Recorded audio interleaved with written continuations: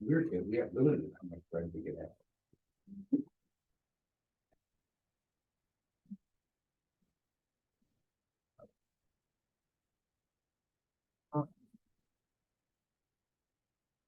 I remember just eating bologna and cheese without the bread for lunch and stuff.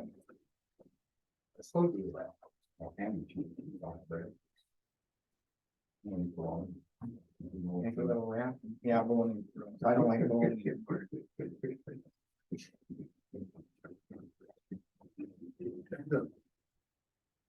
God damn, now I'm hungry.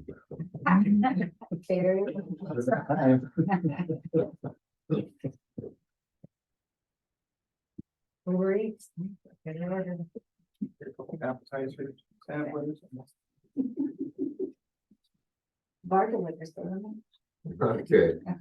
6 o'clock, I will call this meeting to order. Christina, you have the roll? Yep. And I will dispense with the pledge of allegiance unless there's an objection. With no objections, we will move on to approval of this evening's agenda. Have a motion. Move to approve tonight's agenda. I will second that motion. Thank you. All in favor? Aye. Opposed? The agenda is approved. Home business.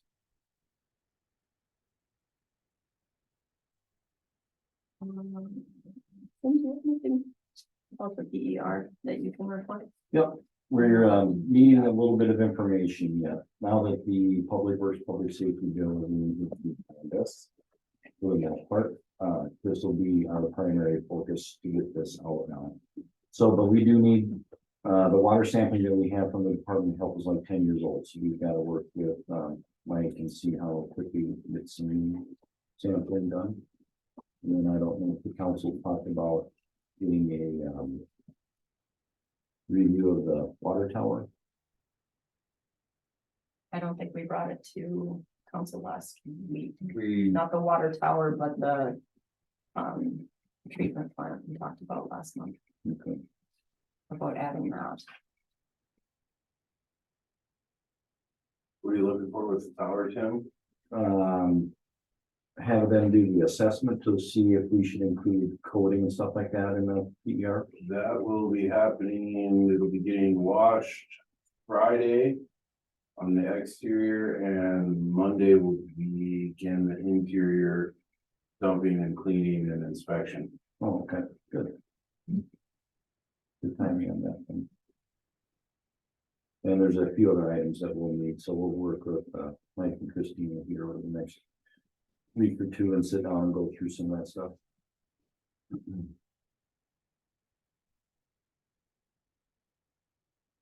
so if we do find something while they're doing the cleaning, then it can be put into the PER or. Yeah. Okay.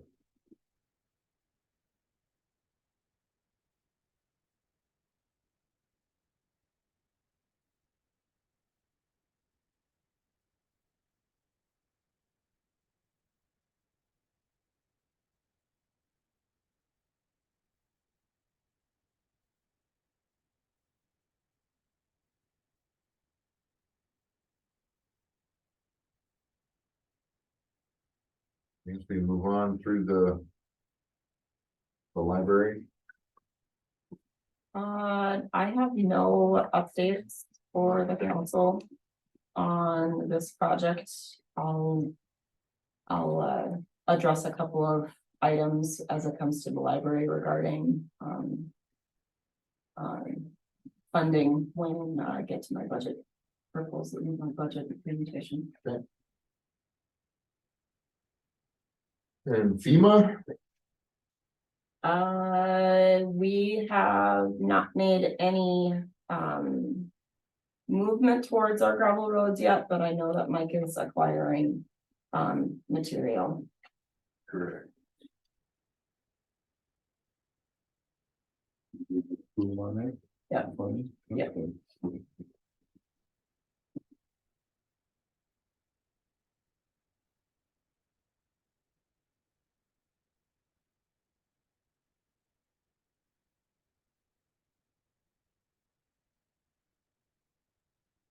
their film restoration.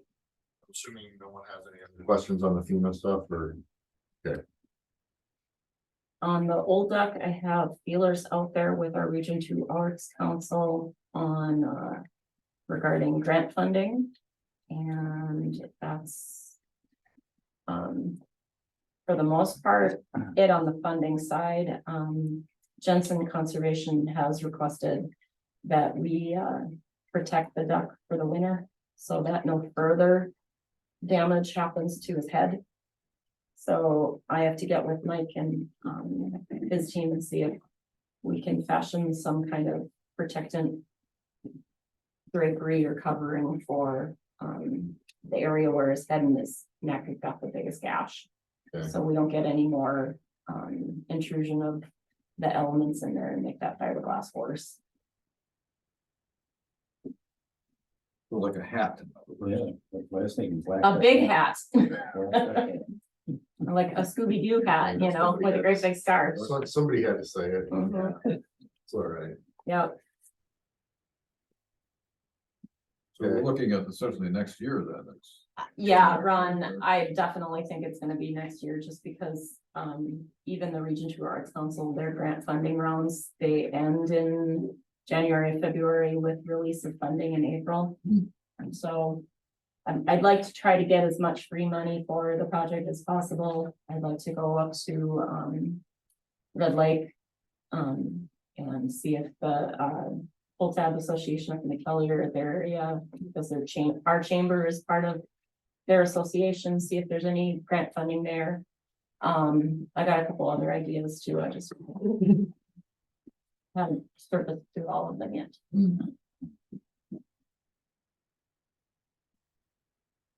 Anybody else for restoration? Okay. Move to the public works. Grader. I apologize, I don't have any new updates on the greater financial updates. I will try to work on that before the next meeting.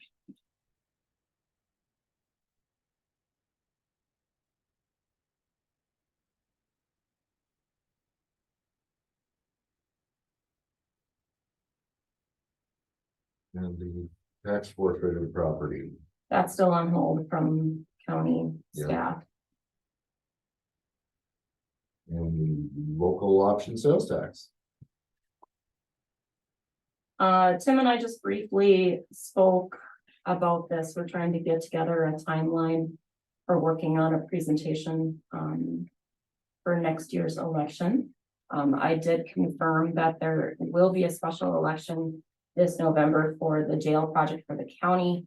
And that's the only thing that will be out to the voters, would be that their local option sales tax.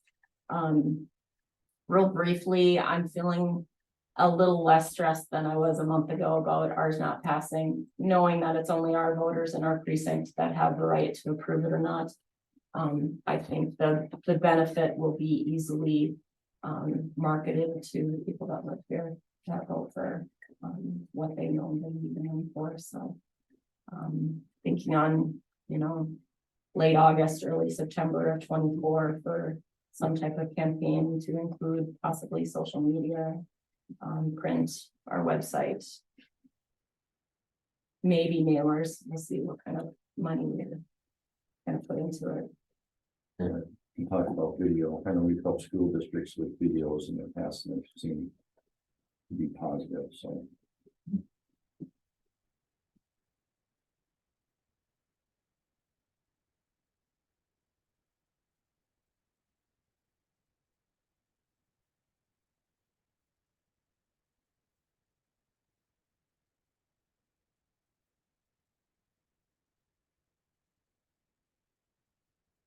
Campus updates.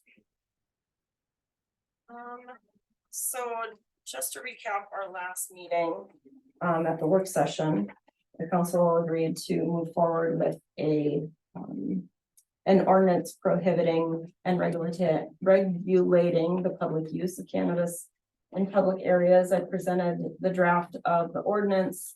There was a couple of questions as it pertains to the liquor store's consideration of selling hemp derived items in the off sale. So I went back to our city attorney asking how this is drafted, if there wasn't any issues with the language in the prohibited acts, item B in this ordinance. He, said, yes, it does include beverages, but you have to go back that it's the use of them. And if the liquor store is only going to sell the hemp derived beverages in the off sale, Yep. and not sell it in the on sale, then this does not conflict on that. Yep. Right. So that being said, I have the public notice slated to be in the American on this Saturday's paper. And then also, the Saturday prior to your next city council meeting will be the first reading of, this ordinance. And then one more time prior to the October 7th council meeting, which will be the final reading of the ordinance and the availability for public comment at that time. Okay. As long as there's no changes or issues with the way since the last time we met.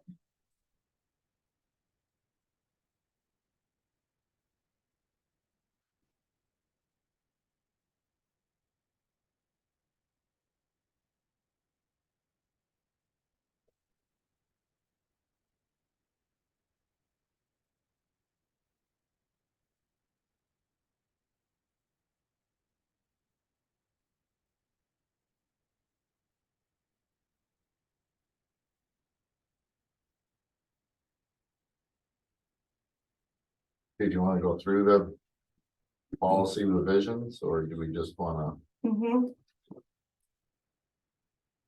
see, how did to I know have that? exactly we had? I got a couple of them mixed up here, I'm sorry. No problem. So can we just back up to the previous item there? We have two ordinances now. Yep, Mhm. and that's my problem. I'm a little goofed up here because I didn't reprint my agenda. That'll help. But I added, a second one for consideration, which would be ordinance 2023-03. Our zoning, our planning commission met last Wednesday, and I discussed with the board members regarding regulating retail sales of cannabis in the city and potentially amending our zoning ordinance to restrict or allow that the sales of it in certain business districts or business zones in the city. The conversation that came out of that, I only have 3 members here and 2 of them probably had more input as well, so I wanted to table it, but what they decided at the time was they didn't want to overly restrict it because they can really see the value in the tax and the sales tax to the city. But provided what the city has the option of doing, of adding additional language in there, of restricting it within 1,000 feet of a school, 500 feet from a playground or a place where kids are, or a daycare. B3 seemed to be one of the only zones we have that would not be too close to the school and not close to BICAP, and also far enough away from the Wayside Rest Playground that it might be allowable. But one of the other ideas that one of the commissioners has would be to also regulate it in I1. And that idea was derived based upon being able to sell it at the co-op or in that area. Not saying that that's going to happen, but I1 covers a fairly large area. Some are close to residential areas as well. Either way, whatever the city chooses to do at one point, there's going to have to be another, public hearing and reading on the ordinance change if that's the case. So right now they just wanted to table it. So I brought that information back to our city attorney. And he recommended that the city consider establishing a moratorium on the sale of cannabis because the cities have the ability to do so until January 1 of 2025. That gives the city more opportunity to do enough research to find out what's the best place to actually sell cannabis in, and make sure that the regulations and ordinances are done correctly. Because we can't prohibit it 100%. So I have a question. Mhm. So when we're talking about cannabis, we're just talking about cannabis. We're not talking about cannabis provide No, products. we're only talking about Edibles, we're flower. just talking flower, okay. Flower, because edibles are already regulated, Right. are already regulated. Right. Right. And those are THC infused and hemp derived. Yep. Items. Yep, you have to think of them on two different. Yep, no, I know, buckets. I just was Yep, making that so clarification. you have to remember that this is actual cannabis flower and this and where that type of product is being sold. If you want to think about what they're doing in Red Lake right now, that would be what that storefront would look like. I know, So the phrase cannabis products does not include the edibles cannabis. No, edibles are already regulated. That passed last year. That's not a product. Cannabis. It's a hemp derived. THC infused. Yeah, Look at all this. On our leave, no. Well, it's legal now, so you have to. so it's very important that the attorney make sure you guys understand that if you chose to adopt this moratorium, that gives you the time, but what it's doing is it's prohibiting retail sales of cannabis product. And since the Office of Cannabis Management isn't even going to be established and open to permit and license until January 1 of 2025. So I got a question, so Red Lake is on its own? Like they can do that They're whatever a they sovereign want? nation, they can do whatever they want. Okay, so looking ahead, are we going to, is the city going to be interested in owning and operating a dispensary? Bemidji's been talking about municipal dispensary. So it's a couple other cities in the cities. I mean- in the Minneapolis, St. Paul area. It's, Is it not dependent upon population? How many licenses they're going to be issuing? You can issue as many as you want as a city, but it's by population of the county, one for every 12,500 is the minimum. You can have more. Okay. There's what, 56,000 people in the county, in Beltrami County, and how many of them are living on Red Lake? Because that population includes Red Lake too.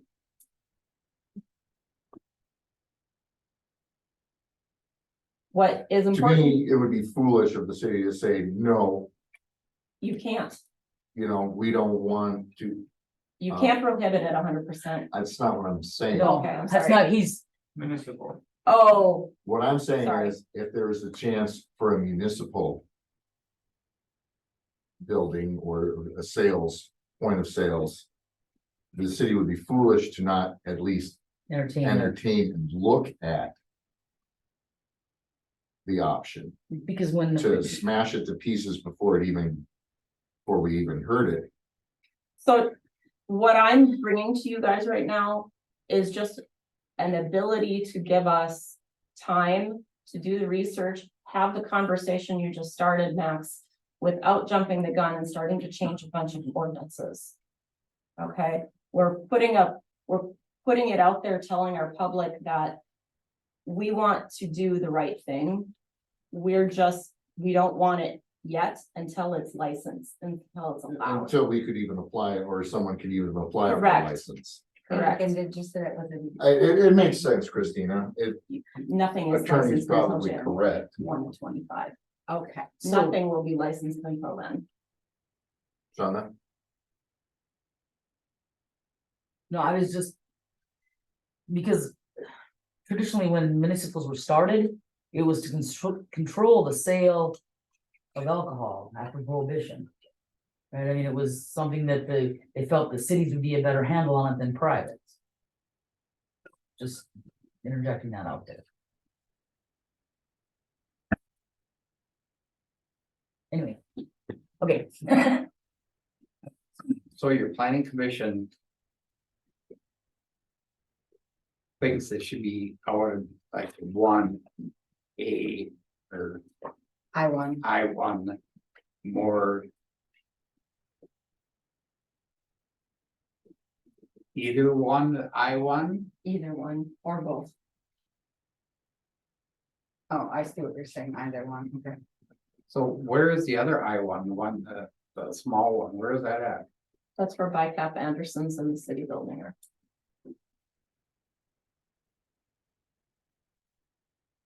The two blue ones, right? Yeah, the little. Yep. So how could that be by cap? How could you? It couldn't, Yeah, it couldn't, couldn't, okay, that's not what. right? Those other parameters that the city made. Put into the ordinance. Would regulate that area wouldn't be an allowable area.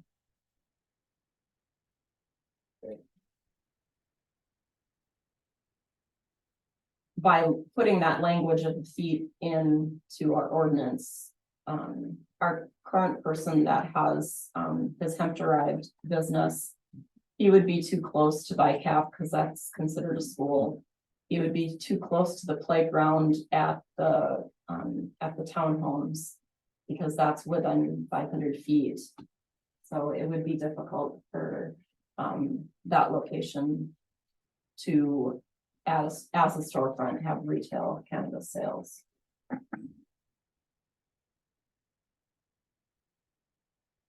So that was discussed in the, at the planning meeting. But now I thought we were talking about two different things here. I'm confused. I'm still talking about cannabis. Right, but he's actually producing edibles, so that wouldn't be underneath that umbrella. That's correct. Okay. What I'm saying, Shonda, is that if you he wanted to chose to years. I got extend you. his business. And add retail cannabis and have Would be on- a storefront of which he doesn't have at this time.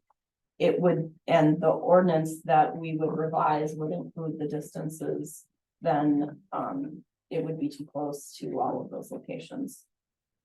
Okay, So, what do you guys think? Moratorium, good idea?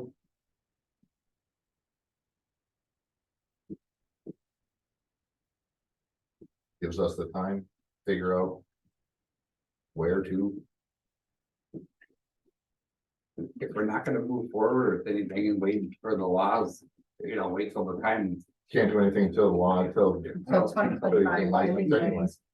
So Unless we want to get into regulation and do it ourselves, so. we still have to wait till 2025. Yeah. 2025. So, So I guess, do we need the moratorium if there's nothing that can be done until 2025, or would the moratorium go after that? If we need that time, No, it would have to expire on January 1 okay, of 2025. You can't push it past there.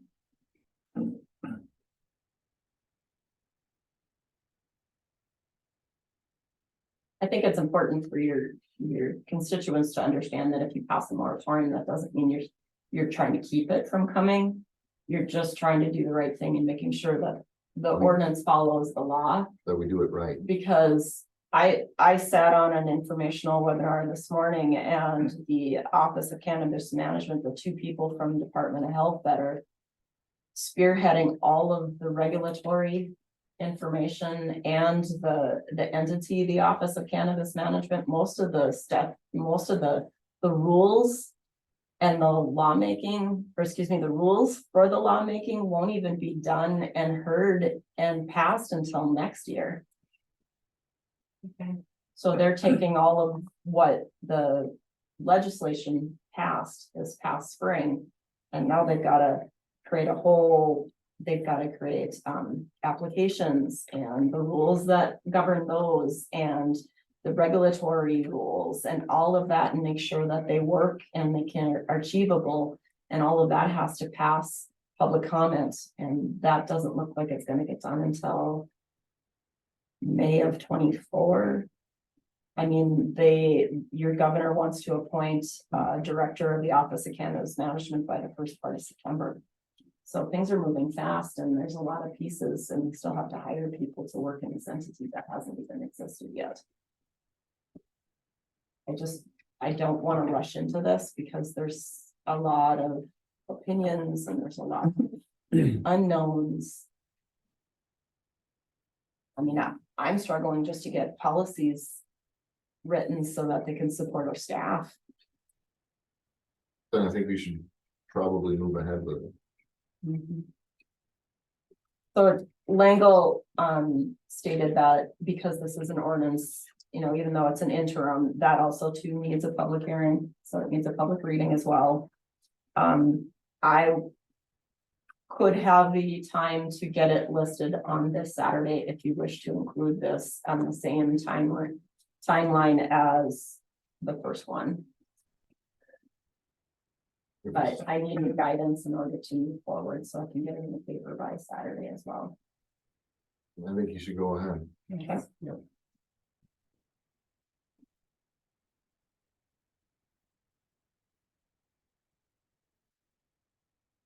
I mean, it kind of seems more like a formality, but it's an important formality.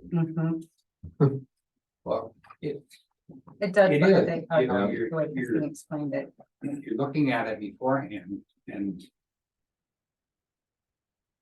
we have time. Mhm. Okay,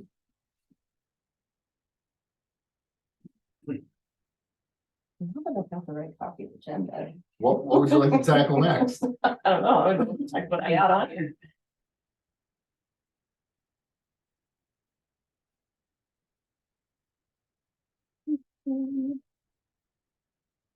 So the policy revisions, I also put an ordinance in there to cover the changes for managed natural and native landscaping permitting in the city. Where in the world is that guy? There it is. I actually brought this to the planning commission as well.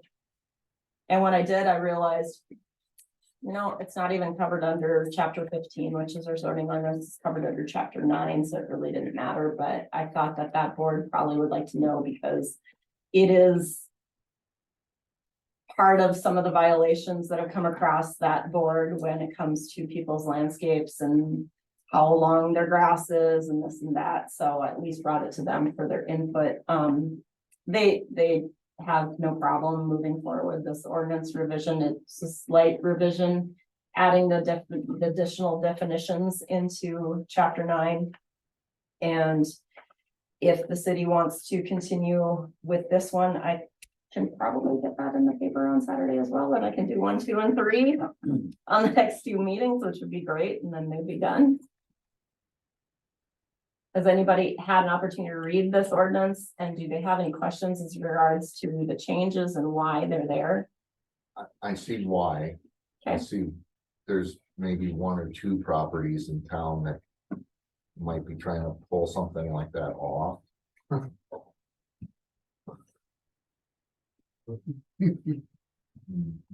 But I get it.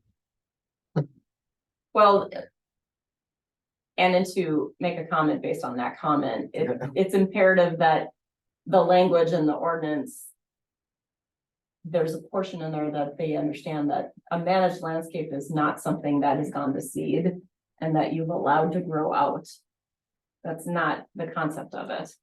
It's there to, you know, attract pollinators. It's, What attracts though? you know, and not to be ugly or blight. So, but what will definitely change if we move forward with this is our existing ordinance says that people can have their grass as long as 12 inches. It'll shorten it to 8. I mean, I usually tell people when it gets past 4, because that's when people start complaining when it gets past 4 inches, but could have it a foot if you wanted it.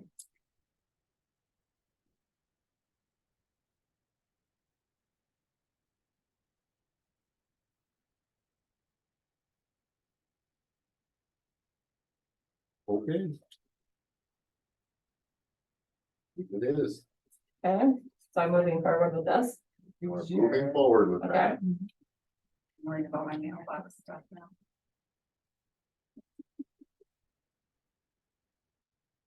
Oh, wow, it's moving that girl.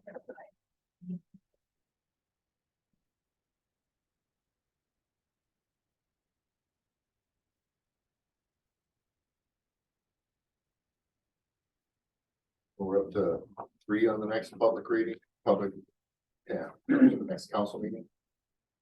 First reading. 3 ordinance Yes. readings, yes.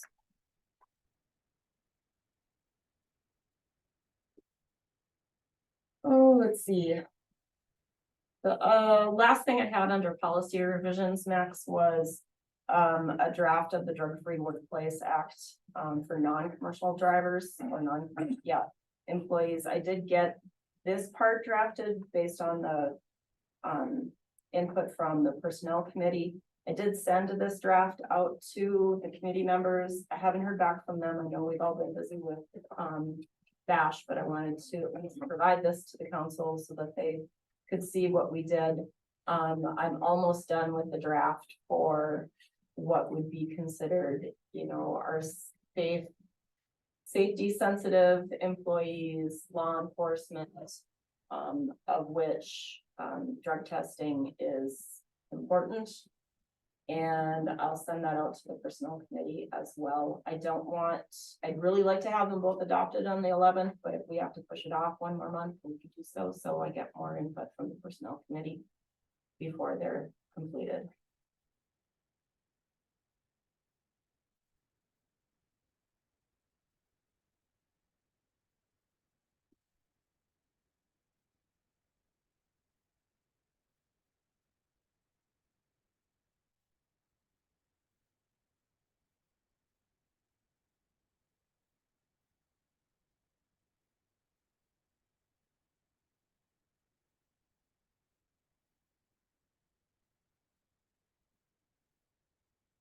I have no questions on it, Christina.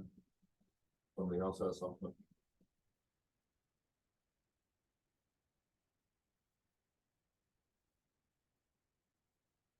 But wait to see what you guys come up with. Yeah, I didn't get it, I haven't had a chance to really read it. That's okay. I had only just completed it before the option, and so I didn't really expect you guys to get to it.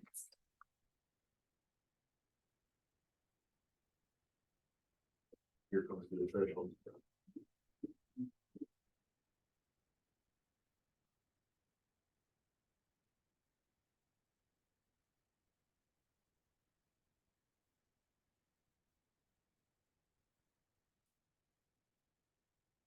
Not what I wanted.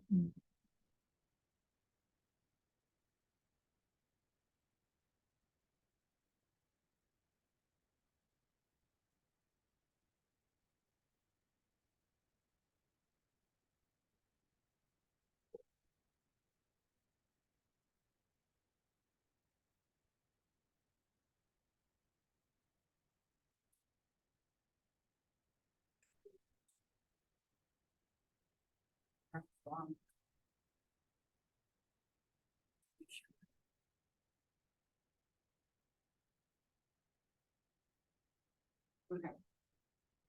So the finance committee has met twice now, working on the 2024 budget. Preliminary payroll budgets have been worked. They have been shared with the general fund department heads. But not the liquor store or the golf course. So those are the only 2 department heads that haven't seen those preliminary payroll budgets. What I can tell you right now is, in a nutshell, healthcare premiums, they're estimating somewhere about a 3.5% to 5% increase, which for the general fund doesn't increase it that much. It's less than $3,000 for those, because we only pay $648 a person. So I don't think healthcare premiums are going to be a real big issue when it comes to the budget next year. What we've done so far is we've gone through the payroll budgets, each of the department funds, and then we took all those numbers, plugged them in, figured out where the general fund is gonna go, minus the fire department and what has been committed from LGA. And what I'm gonna do is bypass the general fund for now. The second page of your packet is the administrative budget, which is my budget. Overall increases to this budget predominantly are payroll and my legal fees line and the presidential 2024 wages. I'm gonna have to probably pay my election judges a little bit more next year. Most places around us are paying $20 an hour and I'm paying 14.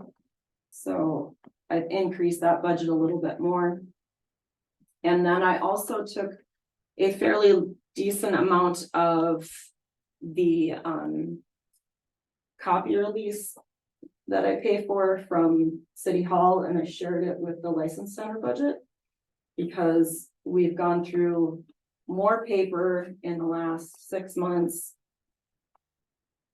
citywide than we've done all year last year so far. And a good portion of that is the DMV. So what you're looking at here is City Hall's budget. You'll see an increase over 2023 of about $11,000. The next page in your packet is the police budget. A couple of things I can highlight here is the personnel committee has agreed to work with the county and hire a second full-time officer, knowing that Deputy Earhart is the administrative oversight as a Clio, and we're paying him contractually.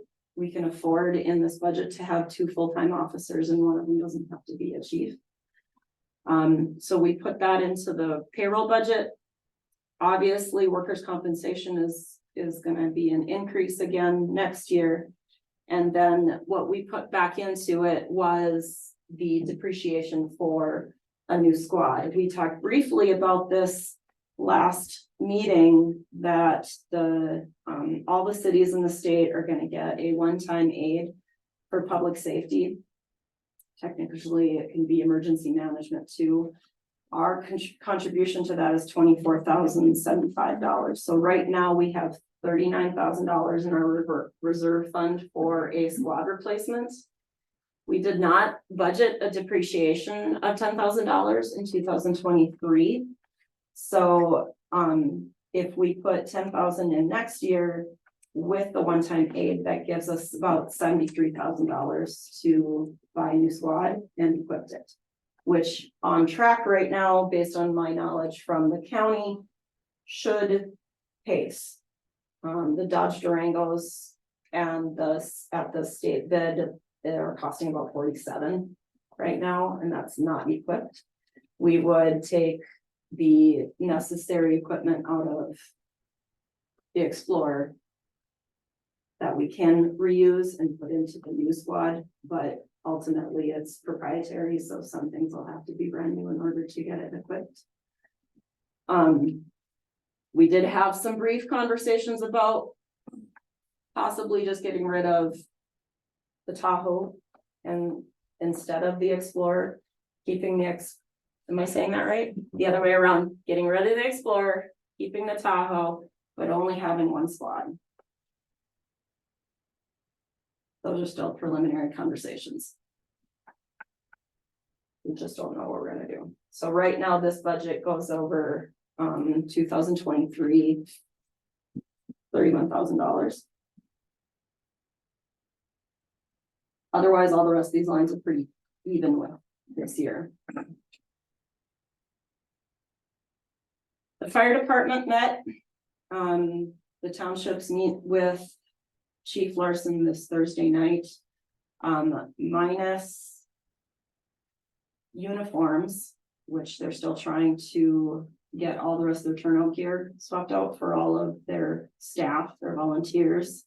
this budget went up about $9,000.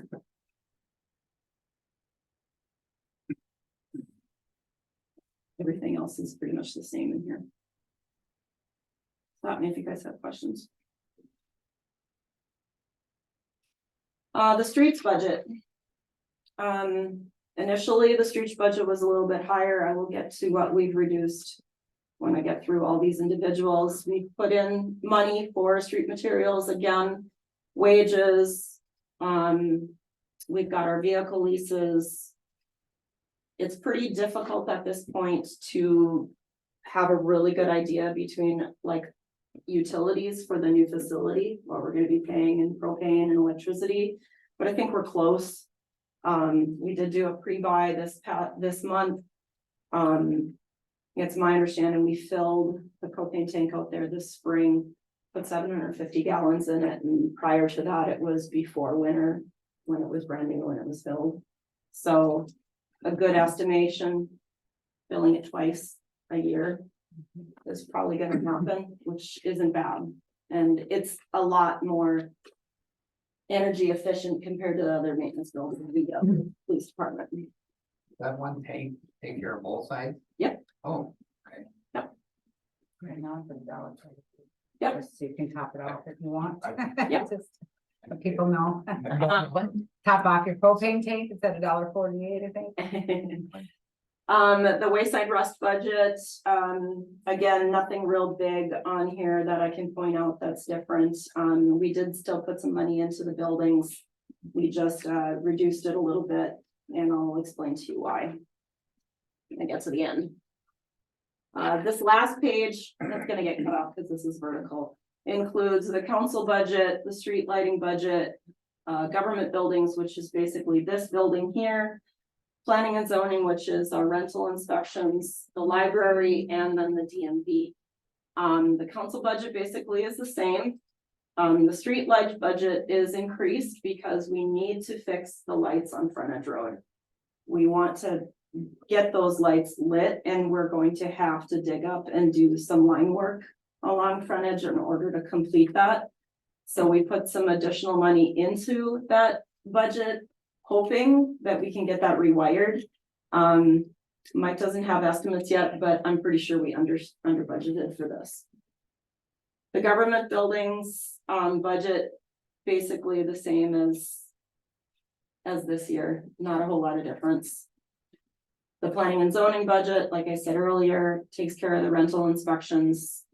Next year is an even year, so we will be doing that. That's an in and an out basically between revenues and expenses. The next section is the library budget. You will note that we did not put in money for professional services because of the conversation with buying a new building has not continued this year. But the Kichigami regional levy went up $3,000. They're asking for $19,446 for next year. And then the bottom budget is the DMV. I doubled the expectation for next year. I can tell you that I've done some preliminary numbers. Through July 31st, we've done about $155,000 in business since we've been open, and we've netted just shy of $11,500 in office fees. I expect to double that next year. So trying to do pretty much a wash, maybe a little bit of a net. If we hit 30 next year, that would be great. So, you'll see on this bottom page, that's where I put that copy release share with the admin budget, where the license center is taking 60% of that. Deposit slips and supplies, we go through a lot of paper. We're noticing, but postage isn't as high as we thought it was going to be, but we go through a lot of paper. So in my finance committee minutes that I also provided to you guys, I made some notes because we met with the original numbers and we had a 22% levy increase with our original numbers. And the committee did not find that that was a good increase. So we reduced quite a few areas. This is your, your bond page, which shows where all of our payments are next year for debt citywide. And typically what you'd see is in the green shaded areas, those are the golf debts. Let's see if I can blow this up a little bit for you guys.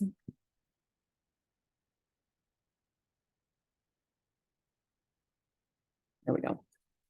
So in the last couple of years, we've levied money in property taxes to pay the golf debt. I did have that in there originally, until we got through all the departments. Most of the time, the property taxes, excuse me, start over. Most of the time, the debt payments for the golf course is shared between property taxes and revenue. And a portion of that comes from the liquor store. We chose to take that out of the property taxes because the levy got so high when we got through all of our departments, and move it solely into revenue. That's why you're seeing a 0 down this column here. Okay. Anybody follow me? Yep. Thank you. The other change we made was we increased the transfer from the liquor store back up to pre remodeling year and pre-pandemic. Can I still say that? COVID, yeah. Pre-COVID back to 65,000 to lessen the burden on property taxes. We reduced the wayside rest expense for building repairs down to $2,000 from $4,000. Mike's confident that he'll get what he needs to get done in the restrooms this year, and we'll have to wait and see what happens with the local election sales tax to be able to put some more money into the wayside rest. And then he also took a $10,000 reduction on his street materials budget line. So the pages that I provided to you guys. See, I can't do that when I blow it back. No.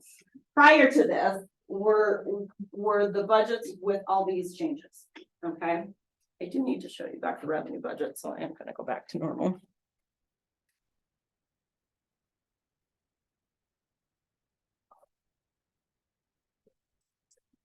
Yeah.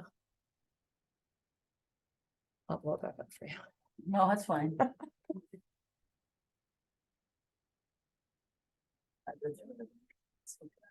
Thanks, Sean. All right. Mhm.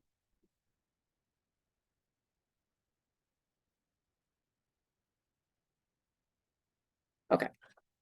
So the very top line on this page is, that's orange, is your property tax levy amount. And that isn't filled in until I get everything done, but what I want to point out is just line by line on the budget column on the right side. I highlighted your low government aid of 323,445, which is a 30,000 increase over this year. The increase for the fire protection services, which is obviously supplied by your townships. A significant increase in the license center budget revenues to 33,500. That's the license center, estimating about $25,000, and excuse me, or $8,000 we get from the county for snow removal. And then in the green on the bottom is the $65,000 transfer from the liquor store. That puts, can I get just this bottom part for you guys? That guy right there is what I want you to see. So this shows you department by department what the budget is at, what each budget is at now, what it totals at, what our 2023 actual is through July, what its budget is, and then the orange is what we need to levy for the general fund. That's the 339 503, call it. I lost you guys yet? No? Fantastic. So now what you need to see is how it affects your total levy with the debt.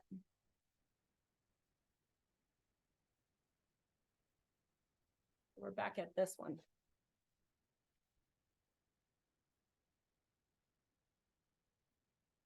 That blue number down there. Okay. So you got your orange general fund amount. I'll do this. This is how much property tax, this is how much you need in taxes just to cover your debt, which does include the new facility, by the way. Okay, I've got that in there. 59,815. Yeah. Yep. Your orange number is the general fund number that I just said we needed. Yeah. And your blue number is your total.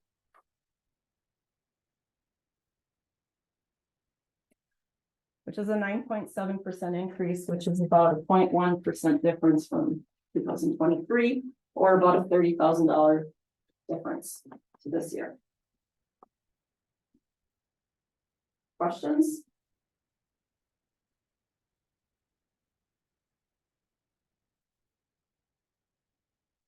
The finance committee did ask for, The one that jumps out at me, Christina, and question that I would pose is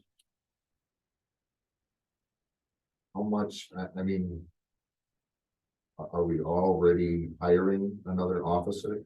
I posted it as of Friday.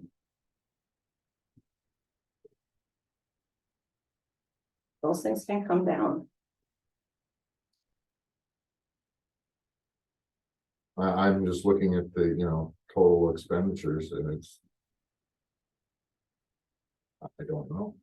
Can I get through my last slide? Please. Okay, sweet. So given these numbers that I just talked to you guys about, see, there we go. This is the last slide I have for you. And this is too big. This is a comparison from 2020 to 2024 and the net tax capacity and what the individual property taxes would be for somebody that has a house valued at like $100,000, which we know estimated market values now are blown way out of proportion, and so are taxes. So I can't really give you a true look at this point. One of the reasons is I don't have the NTC for 2024 yet. I won't get that from the county for another week or so. So I'm basing the very right column off of 2023's numbers of 407, 306, which puts a levy increase on the very bottom green line there of 704 for an individual household after the homestead exclusion. It's an increase of, I don't know what, $34. Am I doing the math right there, Mike? Huh? 704 minus 659. Oopsies. Oh, you're not helping me. There we go.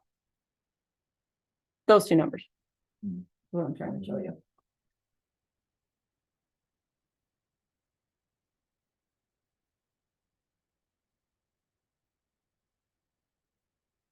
Per household. Based on $100,000 house. Based on 100,000. Yeah, so, no, triple it. The net tax capacity jumped dramatically in 23. We all knew that was going to happen because property values and market values went up. I really think that it's going to go up significantly again, which could dramatically lower that 704 again, but I won't know that for a couple more weeks. So informational purposes at this point, the finance committee will meet another in a couple of weeks. On the 31st, we have one more meeting. I hope at that point to have the final healthcare We meet with the labor union on the 28th to see, how wages and needs will affect the budget at that point. We have some more information for that committee on the 31st. This is the first time Shonda's been part of this conversation for her department, and the golf course has not been part of that conversation yet when it comes to their debt. So they don't know this yet unless, because I know Misty couldn't come tonight unless she's had an opportunity to look at the full packet. So what her contribution has got to be to her own debt next year will greatly affect the department, and the city overall. So that's my presentation for this at this point. I can take questions while I get a drink of water.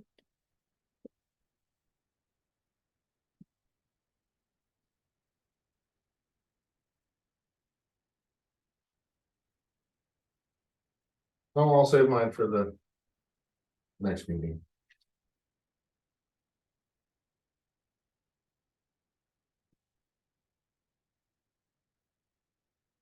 Anybody else? Question?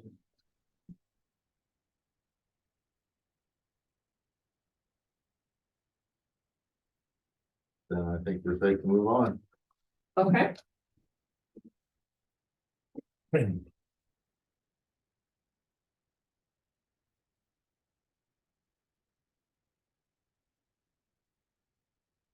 That's my computer here while next stepped away.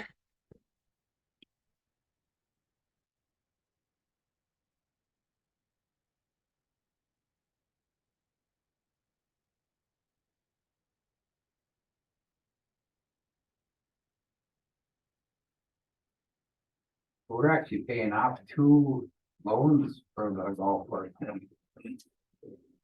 This year, right? Next year. What was that? We're paying off 2 of these debts for the golf course. They're all from 2012. So like 10,000. 2,000, 7,000. The 2 that will be paid off in 2024, actually, there's 3. On the top of the debt schedule, the refunding 309 debt at the very top that we levy $16,084 for will be gone after 2024. That one sunsets. And the other one that sunsets is the 2012 golf course equipment and clubhouse debt. I had a quick question, that sign, the debt that we have for our sign, did we say that was 25 or 24? You've got that sunsetting in 25. Yeah, I'm pretty sure I'm looking at it. Yeah, thank you, yes. Yeah. 25. Yeah. Any other questions?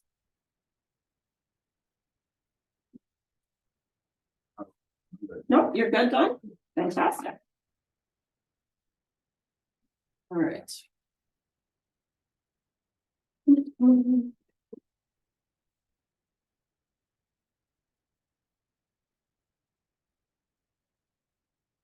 Nick, I don't know if you heard John's question. He was asking when the couple of debt items were sensible for the golf course. All right. That's all I had for old business. Yes. Yep. Okay. Into the new stuff. New business. So some exciting stuff. I had an opportunity to meet with a company called All Funeral Services a little over a week ago. Very exciting new business. They're located up in Canada and they exclusively work with cemeteries, and gave them an hour of my time to present to the city their company and their services, and super energized about this. That's all they do is work with cemeteries, try to streamline them and try to care for them. And what I've given to you guys is kind of an overview. Oh, there we go. Who they are, what they do. They're an all-inclusive company, and that's all they do is cemetery work. From the management to the sales side to the care side. And they, take all of your data, everything that you have for cemeteries, because you know it's gotta be permanent record, right? And they digitize it. All the way down to the nuts and bolts that like Mike is doing with, all of his infrastructure, they basically GIS it. It's like a combination of cemetery records and ancestry.com. It's pretty neat. But everything is digital on their platform then. Their program takes pictures of all the headstones. Takes all the information that's included for that person that is laid to rest in that gravesite.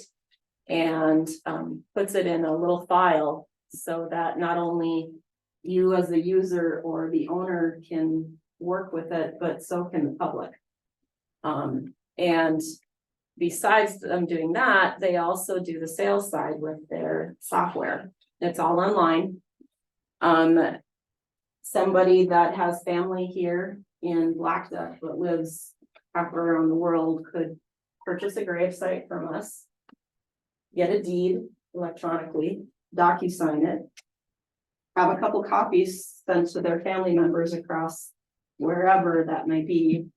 And then also, if that loved one is laid to rest in there, be able to see all the details about that person, when they were alive, when they were born, when they were laid to rest.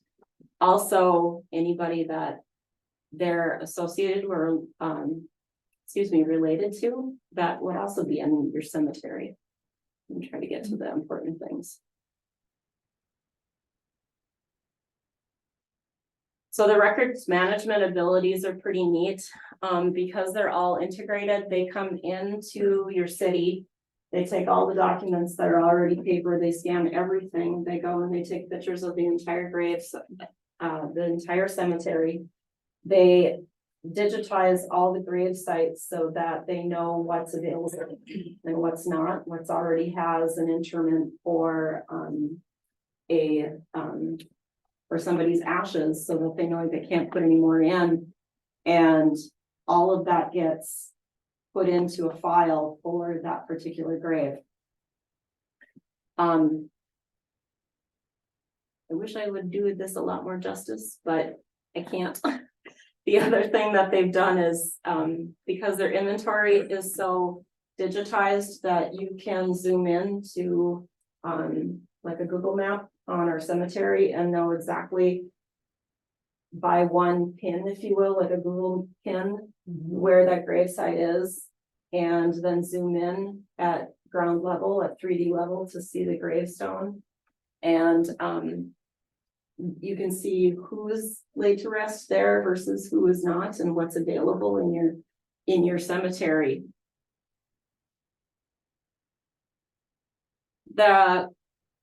This is an example of how they capture the information and what the file would look like.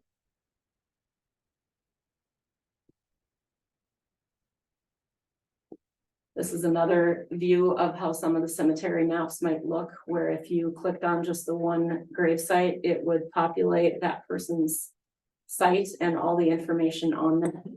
Because they'll catalog all the information of people that we have, like the Frenzel family's huge here, right?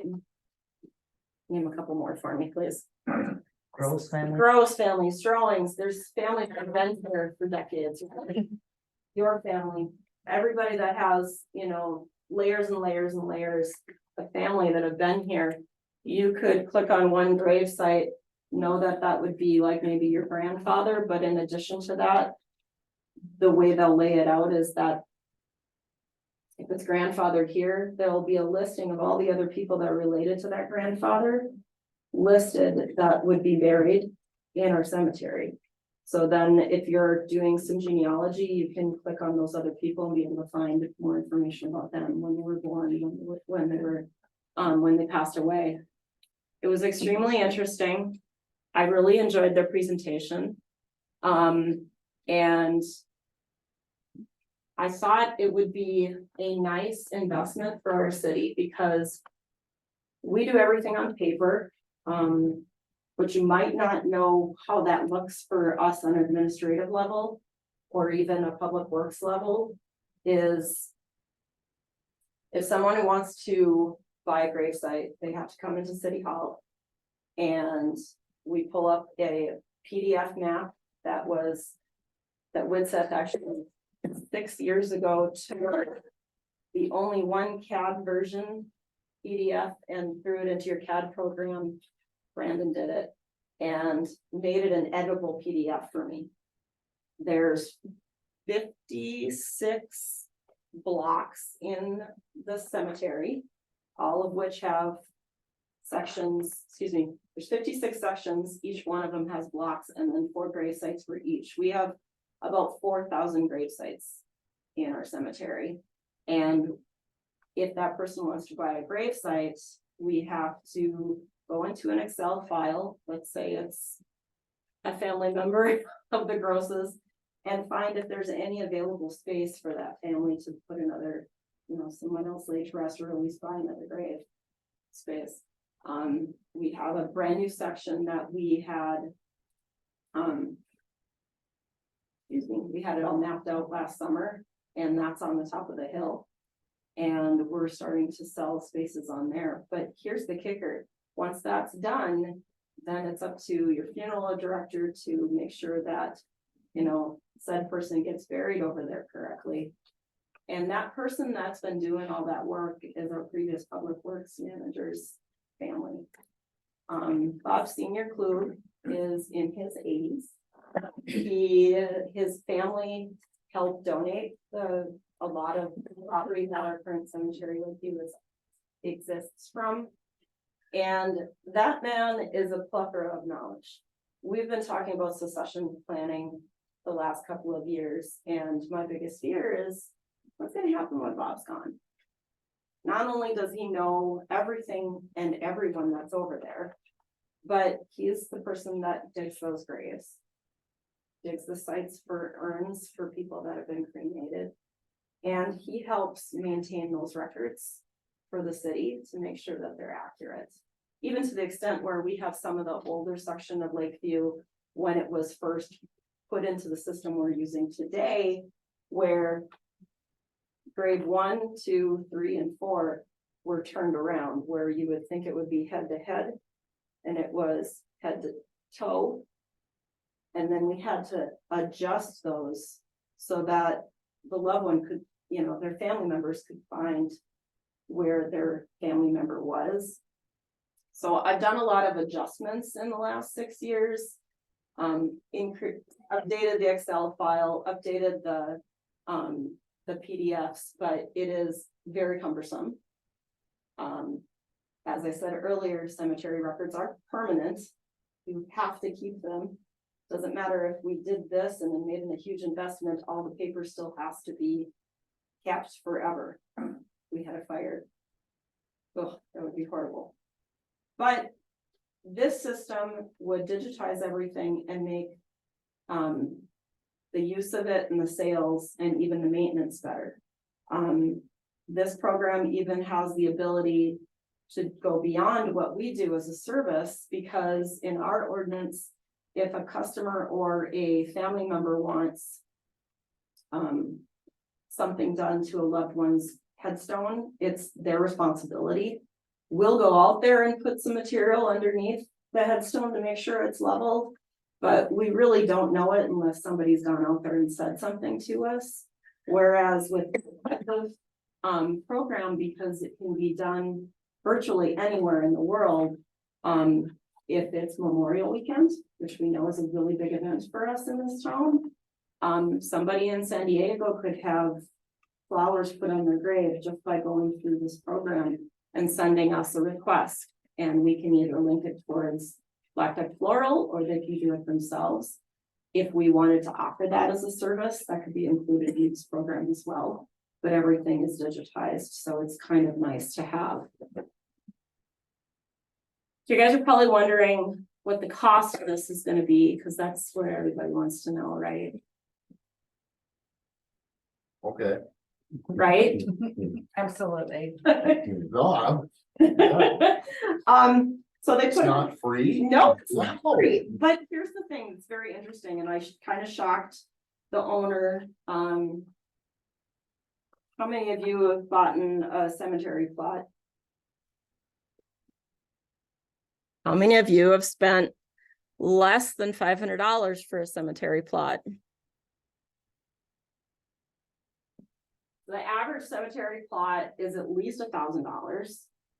We charge $250. Yeah. Okay, and that's an increase since I started in 2014, which used to be 75. That's what I think. That's pretty much the look I got from the owner of this company, because what this company does is they charge similar to where a credit card merchant was. They charge a monthly service fee, obviously, right? It's $99 a month, so $1,200 a year would be the investment to have the program.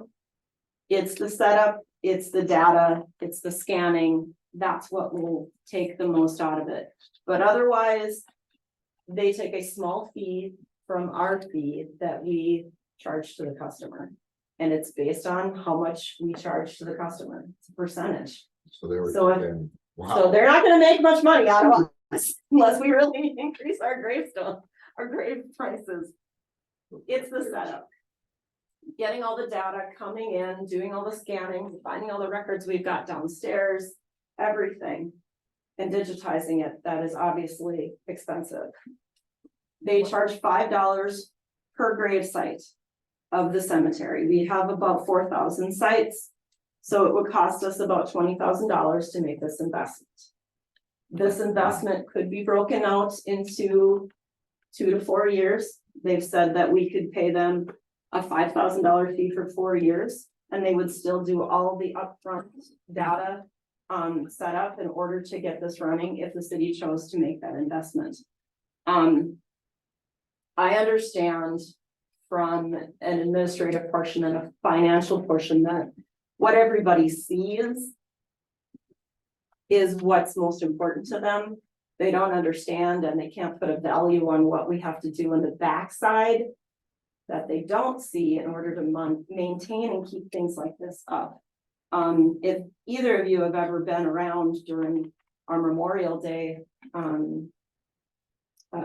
celebration, you've seen Lakeview Cemetery, you've seen all the flags out there. You know we have the highest per capita in a cemetery veterans than anybody else in the county. We have more flags out there than anybody else in Beltrami County, and it's a really big impression for people to visit on Memorial weekends. What this program will do is it'll map that. I have an Excel file that I can click on one thing and sort, and I still have to say that the number of people that we have to go and put the markers on to put those little flags on everybody's graves is extremely cumbersome. Bob Klug knows it by heart. But when we lose him, we lose that too. What this program will do is give me all the veterans. Now give me a map. And then I could give it to somebody that's like my kid's age at 15 and say, walk 5 steps and put a marker there. Now go to the left. It'll GIS and map it out by Google Maps for them so they can know and they don't miss anybody. Granted, most of those folks have markers if they're veterans. Bob is insured of that, but it will definitely help for years and years to come.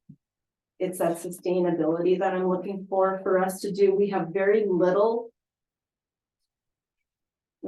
staff to do the same amount no matter how big we are, right? Right. And we have to put a value on that somehow. So what I'm asking you guys is to consider this presentation. I was really impressed by this. Mike and I had a very quick side conversation. Anything that can ease his staff will ease everybody's staff. And I think he's on board too. But anybody, because it's virtual, can manipulate and work with the system. And they really care about cemeteries because it's all they do. Questions? how much time you figure it'll save you?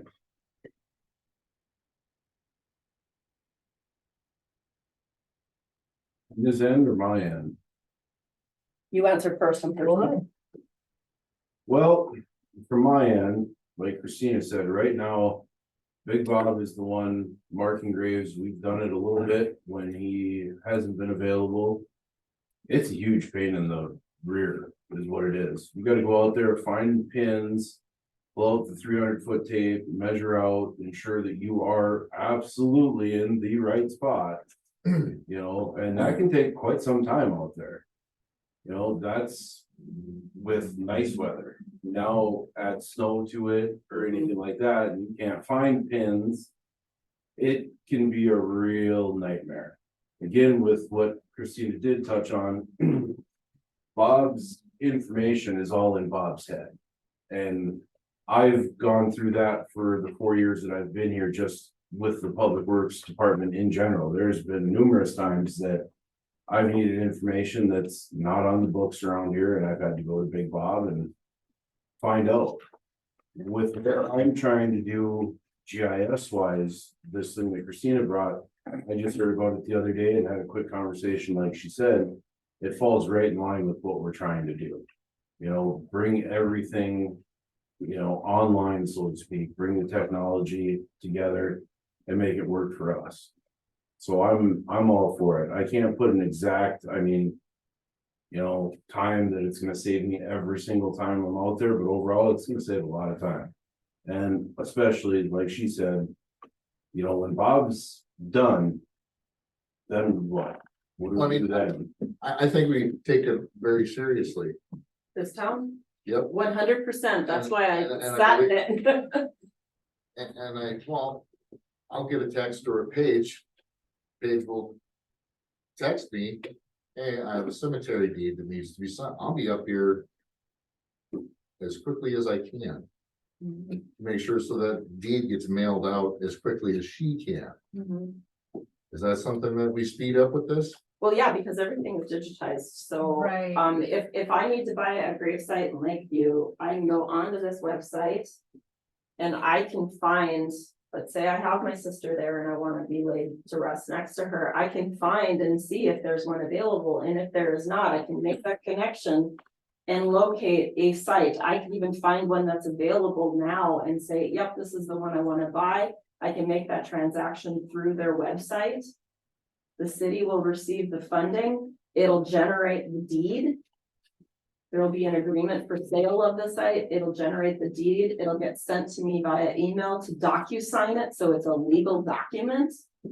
And I can even get that sent to another family member, so I'm not the only one. How many of you have had a family member who passed away? They were in the possession of the deed, which is a piece of property, and you couldn't find it when you needed to put them in the ground, and you didn't have any idea what they owned. Now, those are 9 times out of 10, that's what we're doing here. We're trying to trace back the ownership of a grave space. But most of the time, people have those documents in a safety deposit box or in an attic. Or they don't have it at all because they gave it to their auntie to hang on to for safekeeping, and no one knew that, and now that person's gone. This will maintain that record in addition to selling it. So it'll catalog that online. And somebody can reach it. Now I can say, okay, you know, John Doe, you can go here and find your mom's deed, and now you can give that to the funeral director and you guys can move forward. What I really liked about it was, the owner of the company is in Canada, he's in Manitoba. He knows what it's like to live in northern Minnesota in the middle of January with 7 feet of snow on the ground, and you don't know where your gravesite is. Well, now that it's GIS and it's on Google, basically, you can find it. Where before you'd have to uncover it, right? But we don't bury people in, you know, winter. Yes, we do. Off the ground, right? Yes, we do. Yep, year round. If they want it, it's done. Yeah. I'm not saying that Bob's services will go away by doing this, because there will still need to be somebody when Bob's family is gone that will have to dig graves. And I know that that's never gonna happen and the ground still has to move. But what we are advancing on by investing in them is the knowledge and all the data. Because I don't know it all. And, you know, we've had a great reliance on Bob knowing where everything is, and we've gotten it this far, but at some point, the amount of data that's in there has got to be digitized so that you can try to trace it back quicker. The public expects that nowadays. I'm 5,000 a year. That's just for the first 4 years, and it's $99 a month plus fees. It's $99 a month. And the Yeah, fees that they so- take out of any of the grave sales. After those. first Yeah, 4 years. so your department budget would have to account for the monthly service fee for use of their product. This can get integrated into our website too, so anybody can go onto our cemetery link on our website and this software would be on there. So if you wanted to find it easy, you wouldn't have to just find Lakeview Cemetery, you can find it from our website. Right now, I think I have created just the files alphabetically of those people that are buried in Lakeview Cemetery, and then the PDFs of the maps so that they can at least try to find them. It's not a perfect science, but it's something, and it's all analog and not pretty. It's just a bunch of lines, a bunch of sections, and unless you live here, you don't know where the vault is. The investment worth. Worth, I think. It's the future, Yeah. you know, after we're gone, there's a whole younger group of people coming in, and that's gonna be their future, is this electronic age. So to keep those records, to have them as accurate, I think that kind of integration is necessary. Who owns the data? They cease to exist or you cease to use their services. Is that something you can integrate to your GIS map? That is an excellent question, and I will follow up with the owner. Yeah, because that, some of that stuff is proprietary, so you Yep. want to be careful of that. Right. Good point.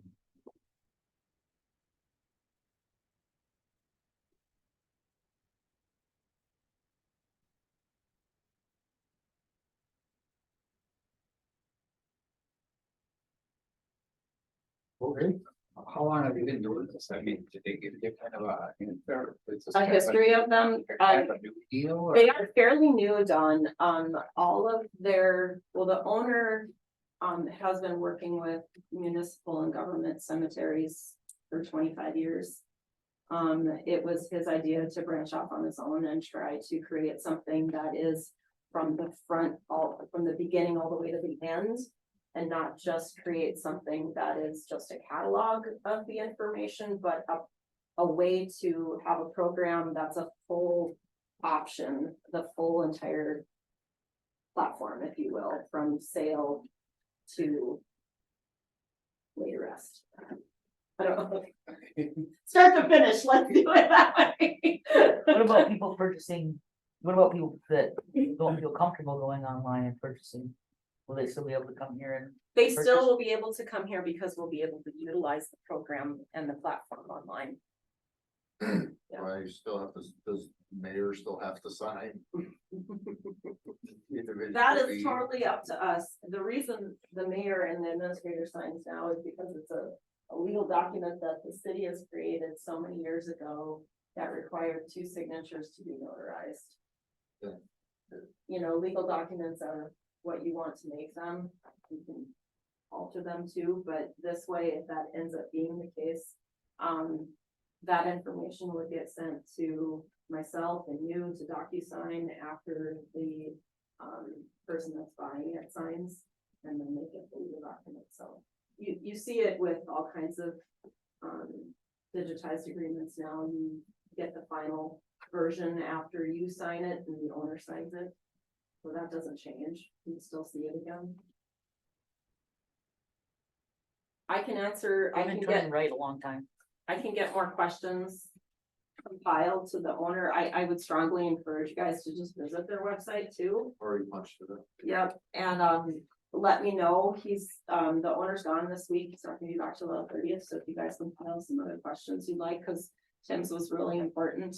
I can follow up with him next week on that. I'm Sounds good, we'll bring it up at the next. at the September 11th meeting, okay. Okay. Yeah, this definitely deserves to be explored.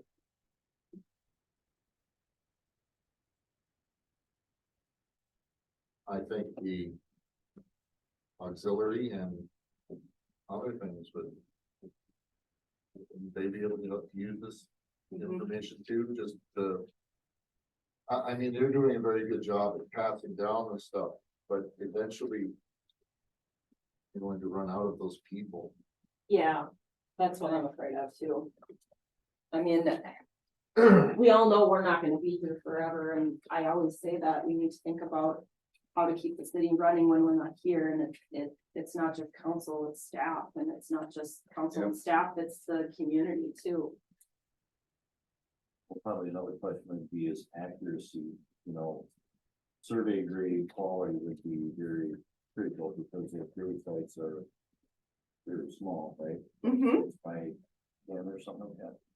Whatever they are, smaller than that, maybe. You know, for How- Yeah.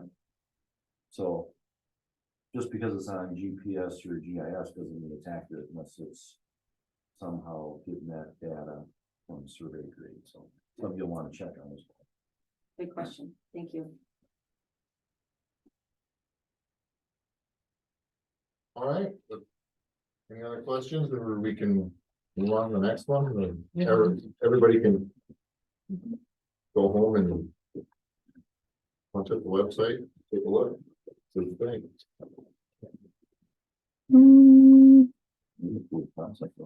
Oh, it Good. was really neat. I was thrilled by it.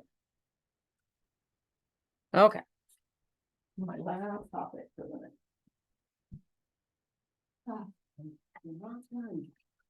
So earned sick and safe time is a new law that was passed during this session. It will begin on January 1, 2024. And it was created to help, those that aren't full-time people be able to have time that they need to care for themselves or, you know, family members.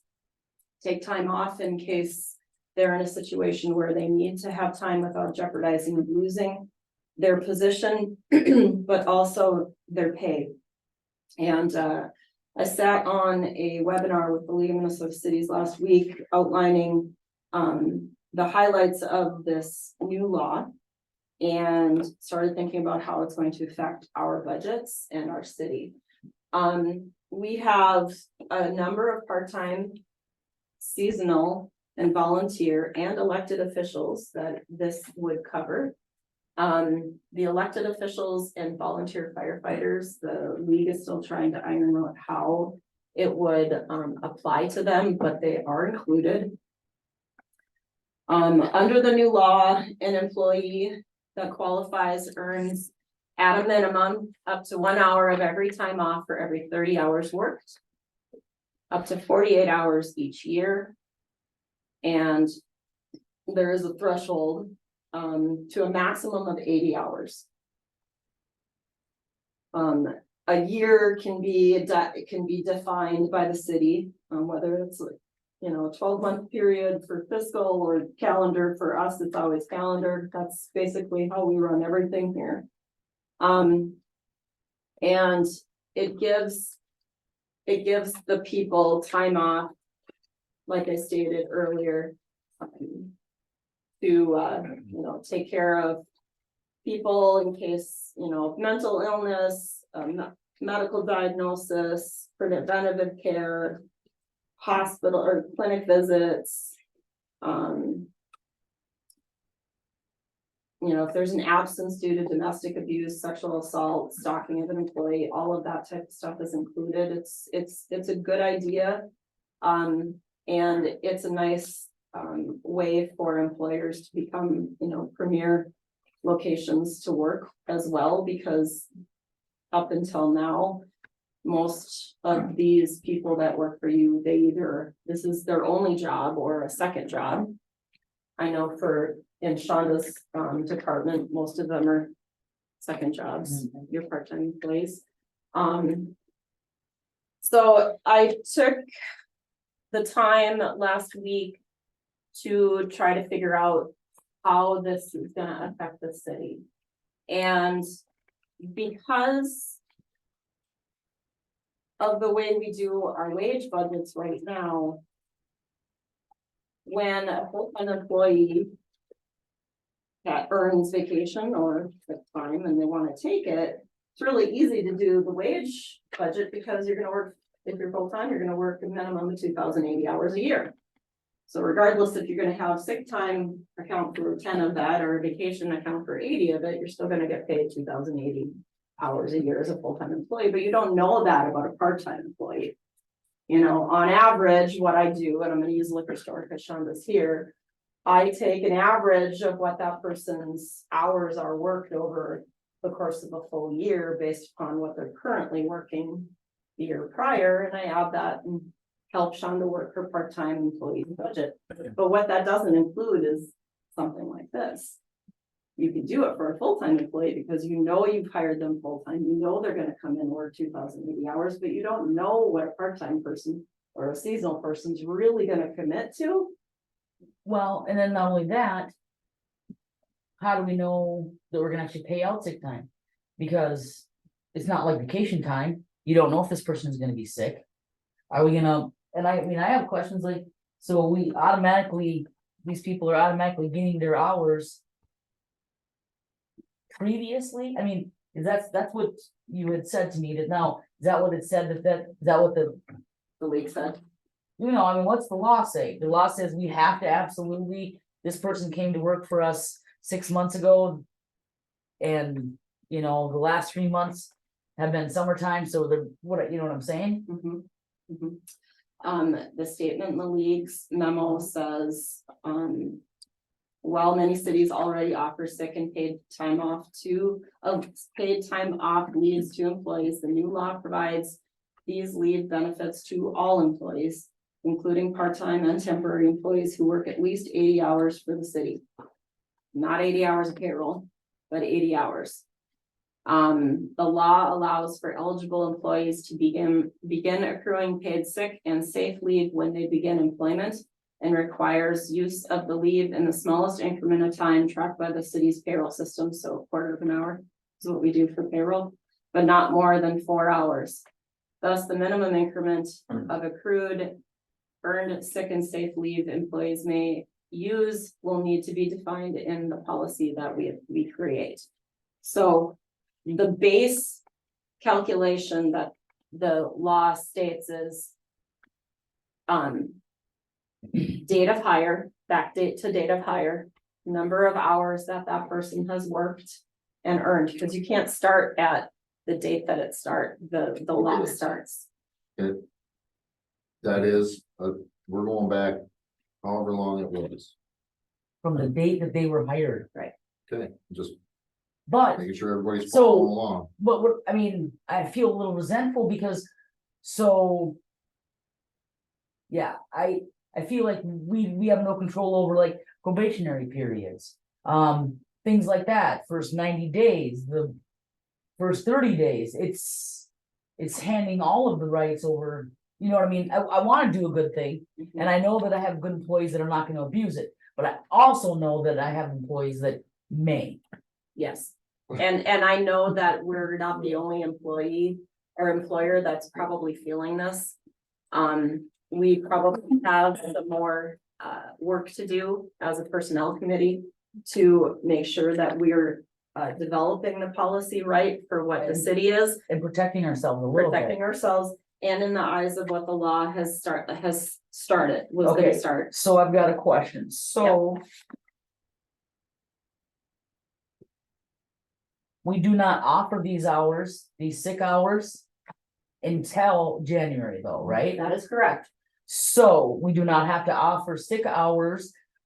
To people who are no longer employed That is on correct. our roster, That is correct. starting January 1st. That is correct.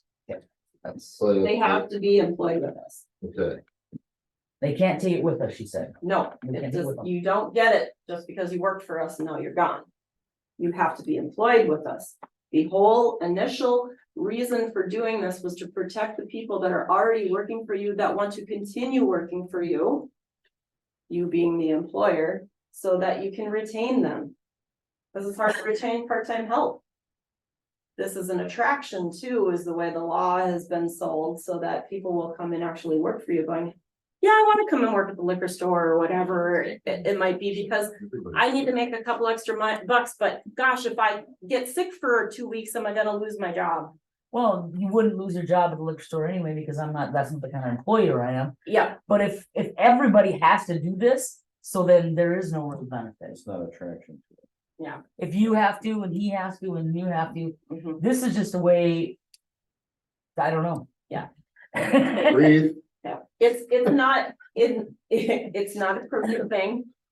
I don't agree with it either, but there's no opting out for it. Well, I know, I realize that, but what, you just try to figure out damage control and Yeah. make sure that So what, we're pickier on who we hire then. so what I did was, I went through our entire roster of staff. I did not include that in the packet, but I will present, this document I gave to Shonda, because her department's on there, so you guys can see. The calculation just based on that 1 hour for every 30 to the date of hire, what that person would earn. So you can kind of see, because if I do Shonda's budget right now with part-time help, I should include this earned sick and safe time into their expected wages for that year, And then nobody Not- gets a raise. not just the hours that they typically work. Hence going back to that example I gave you of a full-time employee working 2,080 hours, getting paid 2,080 hours regardless if they have vacation or not, or sick time, right? If I take a week off because I'm sick, I still get paid 2,080 hours a year. But if I'm a part-time person, and I'm only working 15 hours for Shonda every 2 weeks and I need 5 hours off because I got really sick. Now I will get my extra 5 hours. But And I somebody didn't, else has to work, so somebody else does have to work. How does it occur? How does it accrue? crew. Yeah. 1 hour for every 30 you worked, 1 hour for every 30 you work. up to 80, so. and that's it. Okay, You never earn more than 80. So someone that's 1 hour. worked per- for the city for 2 years And it's still and working. is still working for the city. Yep. We go back to their original hire date. Yep. And then however many, by how many hours? Like, Right, say they were putting in their, say they were putting in 30 hours a week. Yep. So the, yeah, I'm not sure, my math isn't that quick. Right, mine was Well- either. So you get 1 hour of sick or safe time so for if we every take a, 30 hours worked. Does it stop at the end of the year? so if we take So it one of, starts No, you can over? keep accruing it till you hit the 80. one of our Until oldest 80, part-time okay. persons. It looks like so far she's accrued 50 hours of sick time. This year. No, total, Total, to date of hire.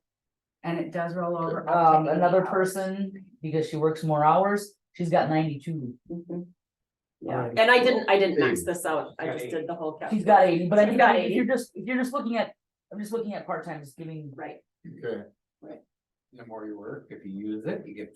you Go can back dump more in that bucket as you use it, yes. And the criteria for using it, is there any? Do It's- we do it's that in the- the ordinance It's or? in No. the memo from the league.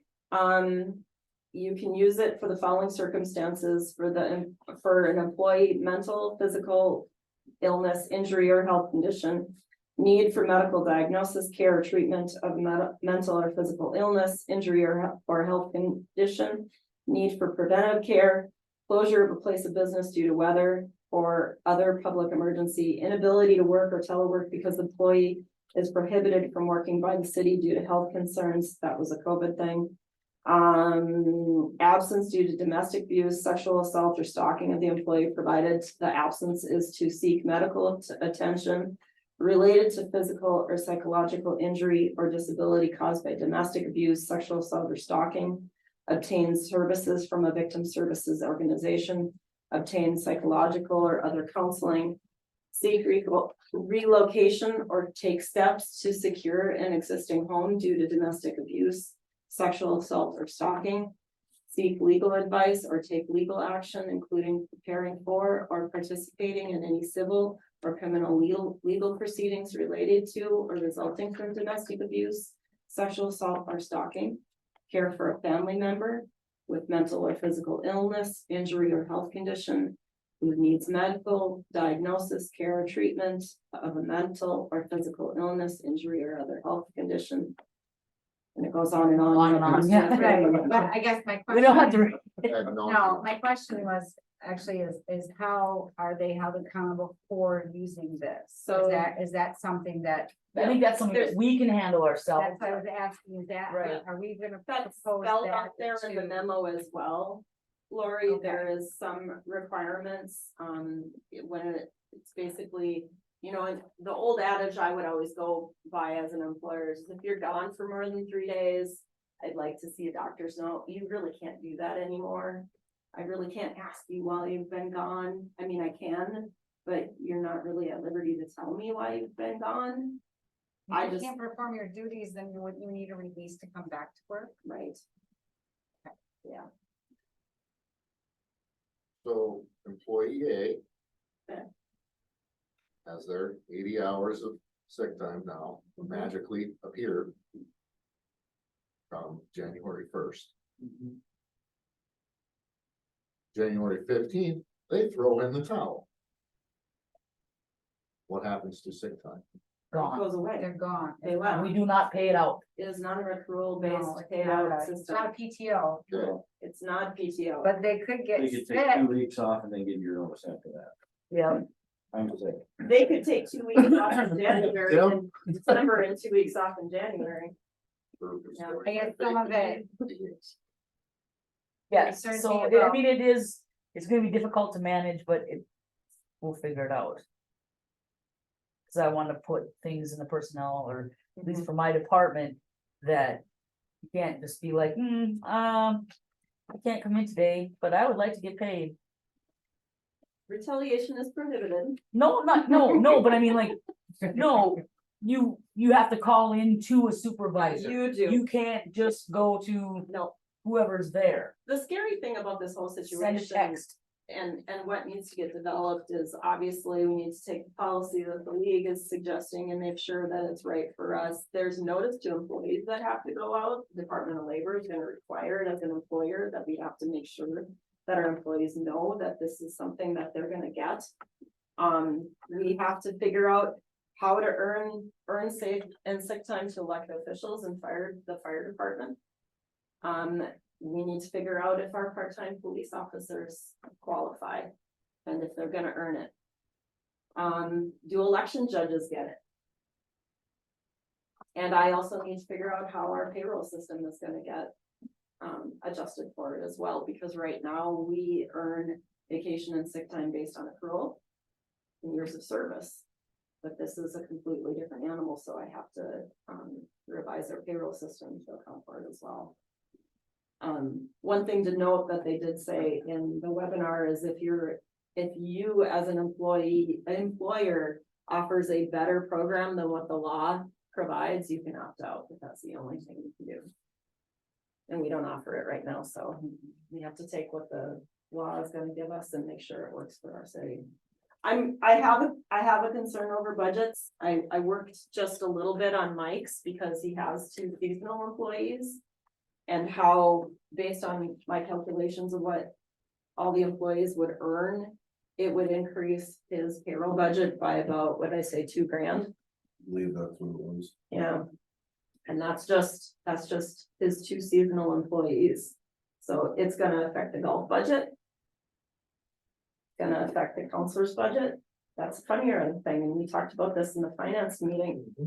The way, that's why the state needs to figure this out, because elected officials are included, but most elected officials get paid by meeting or by month, not by unit, right? Mhm. Not by hours. I mean, for example, at the last meeting, Nick was on vacation. What if he was sick because his daughters were sick? Could he use it? And still get paid even though he wasn't here to serve? It's not how our ordinance is written, so there's a lot of unknowns at the state level on how to apply it for cities. But, you know, budgets like the fire hall, and the golf course that are all seasonal employees, some of these people come back year after year, as long as they're only gone no more than 6 months as a seasonal employee. If your bucket had 40 hours in at the end of 2023's golf year, you could continue adding back to it the spring of 24. We just have to work under the assumption that everybody's gonna accrue 80 hours. Yep, That's all you're, that's. Yep, what you're which gonna is do. gonna What you're gonna have to do. but it's gonna increase our wage budgets in all of our departments. Who has the most part-time employees? Who sets how many hours they work? Is it their availability or your? Well, it's all of it. Who's on vacation, who's. And that is the sad thing, is that, like, the liquor store, I mean, if Shonda needs X amount of hours a week and minus your full timers, you need to fulfill a bucket of 300 hours, those are all part-time employees. She goes on vacation, she needs to fill it even more. So I haven't worked on your budgets yet with this. I'll let you know when I get there. Okay, Any questions? No, What happens to that leftover money that you budgeted for, because people didn't use that sick leave? So I know I have probably 300 hours of sick leave banked up. Yeah, And people, we would like to think most people aren't just gonna use it. yeah. When we do our audit every year, I do a spreadsheet for McDonald and, for the full-time employees, that becomes like a liability to the city. yep, That you know, and it hits your cash account or that department's cash account, knowing that that person's gonna leave. Or like in Mike's situation in his department, he has somebody who's gonna retire. That's a liability, we're still gonna pay it out, but it becomes a liability regardless, because if it's part-time or full-time, you know. You know, if I choose to get the payout, it's like a quarter of what. right. Yeah, and that's how it is for full-time employees. And I don't know if they could really regulate that as a liability, since we do not have to pay it out if they end their employment. Yeah, this would So- not be a liability, because PTO you have to pay out if somebody exits. This, you don't have to pay out unless they use it. Right. So you just have your budget set, and if you don't use it, then you just have money to, Or you Next year. roll that into next year, right? Yeah, yeah. It's just a number, you gotta figure out what that number is and then move it. So And you're move not it. cash. And make move sure it. you have it in case you need it. Yeah, yeah. The next one that's coming in 2026 is paid family medical leave. And that That's huge. one's gonna be huge. They're talking about, having cities start working on, you know, how that's gonna affect their 26 budget next year. Because the, department deed is really gonna control that, the, unemployment agent. Department of Economic, is it unemployment or deed? Either way, you get it just like you would if you're filing employment. So there needs to be a couple of years of those buckets being funded by filed wages for staff that's working in order to fill it in. I don't know how that's gonna really affect governments yet.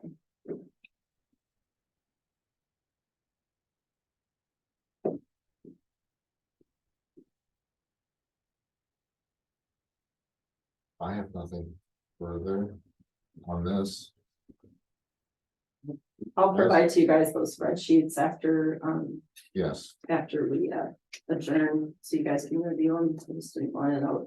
that's fine.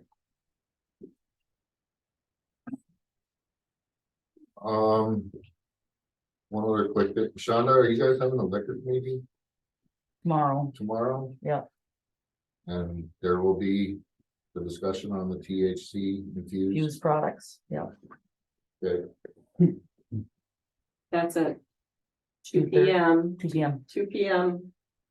I will not be in attendance, I'm just That's up to the verifying. commissioner. Oh, no, I thought we were doing it here. We're doing it here. Okay, we're doing it here at City Hall. We got somebody coming in to cover for me. And then the Public Works Committee is meeting at 3 Yeah, I believe so. tomorrow at Mike's office. Hope it's not part-time company for you. We got 4 more months. Give us some more hours. Dang it, we're just gonna approve 1/4 of an hour. With that, You adjourn? Our next meeting is September 11th, correct? all those in favor? Aye. You stand adjourned.